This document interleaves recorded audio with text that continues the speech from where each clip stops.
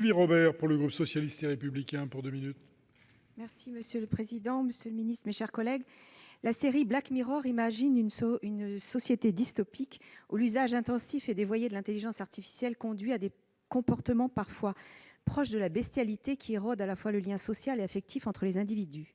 Elle amène à questionner notre rapport éthique à l'intelligence artificielle et à réfléchir à l'utilisation qui en est faite. Implicitement, elle souligne qu'en soi, l'IA n'est ni bonne ni mauvaise, c'est bien son usage qui détermine sa légitimité ainsi que son apport au bien public. Récemment, un mécanisme de reconnaissance faciale sur la voie publique a été expérimenté pour la première fois en France. De même, une région a manifesté son souhait de tester la reconnaissance faciale par biométrie à l'entrée de lycée. Il est à prévoir d'ailleurs que la volonté des collectivités territoriales d'expérimenter ces nouvelles technologies par-delà la reconnaissance faciale va probablement s'intensifier à l'avenir. Naturellement, les enjeux d'ordre public pèsent énormément dans leurs décisions. Pour autant, le recours à des dispositifs fondés sur l'intelligence artificielle ne peut être anarchique. En contrepoint des problématiques sécuritaires se posent bien des questions majeures, à la fois en termes de respect des droits fondamentaux, mais aussi de souveraineté numérique.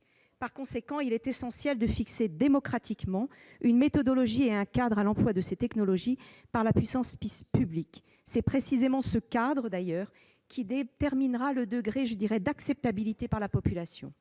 D'un point de vue juridique, à l'inverse des caméras fixes ou des caméras piétons, un flou certain demeure sur les usages et les finalités qui peuvent être poursuivis par la reconnaissance faciale et les technologies à venir.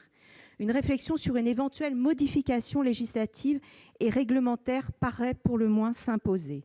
Alors, Monsieur le Ministre, mon interrogation est assez simple.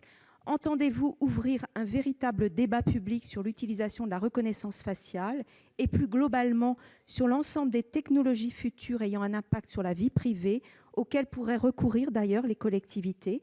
Par ailleurs, envisagez-vous de mieux encadrer juridiquement leur usage? L'équilibre, vous le savez, à trouver entre impératifs sécuritaires, mais aussi liberté individuelle et utilisation éthique de l'intelligence artificielle est particulièrement subtil mais important. Il nous faut, je crois, en discuter démocratiquement. Je vous remercie. Monsieur le ministre, vous avez la parole. Merci, Monsieur le Président, Madame la sénatrice. Tout d'abord, je reviens sur ce que je disais tout à l'heure. J'insiste sur la nécessité de ne pas présenter que des risques de l'intelligence artificielle. Il faut faire en sorte que nous soyons capables, nous-mêmes, avec nos acteurs industriels, de créer des champions de l'intelligence artificielle. Sinon, au bout du bout, ce ne seront pas nos acteurs qui se développeront et les Français utiliseront des produits américains ou chinois.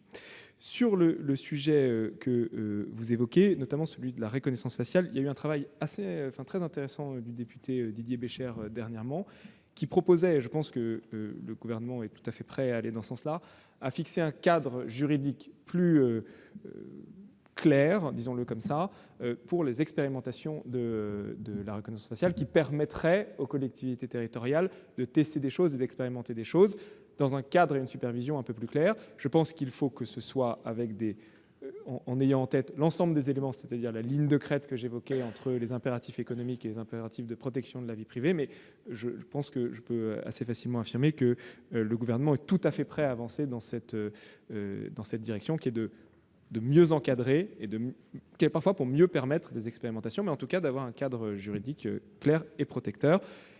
Évidemment, il y a également le sujet au niveau international. Il faut que nous puissions avancer sur ce sujet-là. Et au niveau européen, la Commission européenne a émis la volonté, dans les 100 jours de son début de son mandat, de produire une réglementation sur l'éthique de l'IA et notamment sur la reconnaissance faciale. Nous serons vigilants à ce qu'il y ait cette ligne de crête entre innovation économique et protection des citoyens, mais je pense que c'est le bon niveau parce que je fais le lien avec la politique commerciale que j'évoquais tout à l'heure. Il faut qu'on puisse innover avec nos valeurs et, le cas échéant, ne pas laisser les produits qui ne sont pas développés sur nos valeurs pénétrer notre marché. Merci. La parole est à Monsieur René-Paul Savary pour le groupe